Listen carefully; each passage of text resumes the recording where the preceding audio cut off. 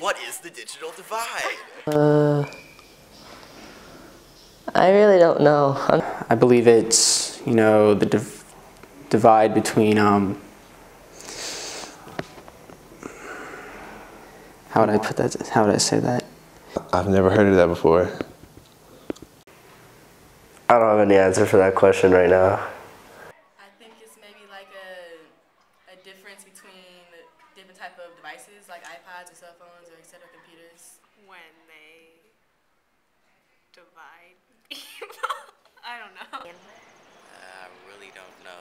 I don't know. Maybe it's like where technology seems like it's making us become closer, but it's actually making us become further apart.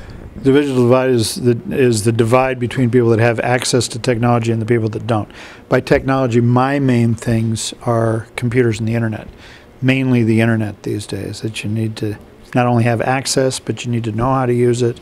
You need to know how to exploit it. There are more and more of us in the United States and throughout the world rely upon the internet for a primary source of information and for interaction, and that there are many who do not have access to the internet either because they don't have a computer in the home or access to a computer otherwise, or if they do have a computer, do not have access to the internet on that computer. Only kids of color, kids who live in lower economic status families in Berkeley and elsewhere. The reality of the digital divide is evident at Berkeley High. The lack of online access causes many students to be unable to complete assignments and become more culturally competent in today's digital world. The data that I've looked at indicates that the vast majority of students have computer access and also internet access at home, but I'm not always convinced that that actually reflects that in a student's primary residence, that they actually have a computer with the internet. Do you have a computer at home? No. Do you have a computer at home? No.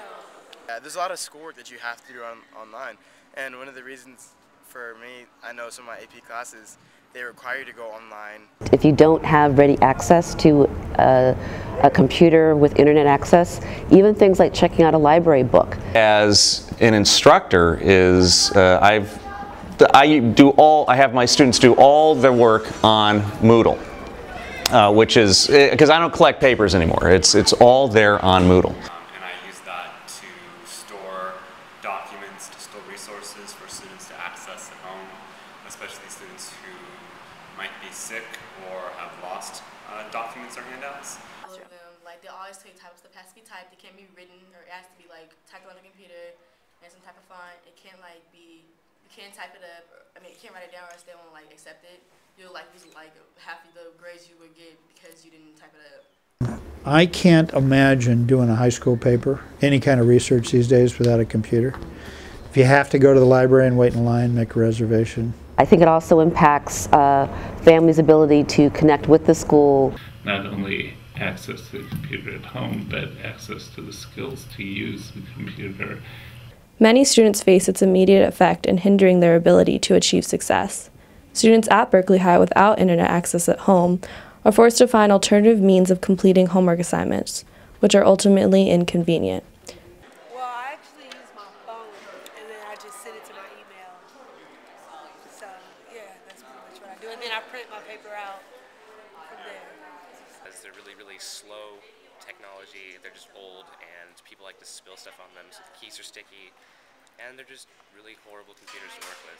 It takes a while to get on them, or when I am on them, it takes forever, like to print something.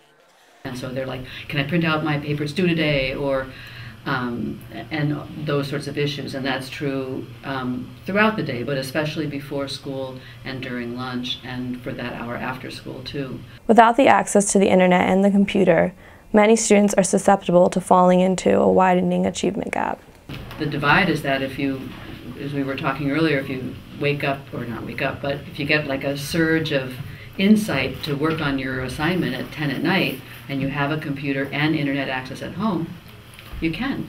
And if you don't, even though you can work around it by going to the library or going to your cousin's house, or usually what we have found. Because you have to then schedule when you can work on your paper, and you can only work on it when the library is open, and you may have to wait in line to be able to use it. Or even if you're local, or do you live near enough to a branch library that it's convenient for you to go to use a library computer? And the same thing, that's nowhere near equitable given a student that has access to a computer, not just maybe in his home, but has his own personal computer, with internet access in his room for his sole use.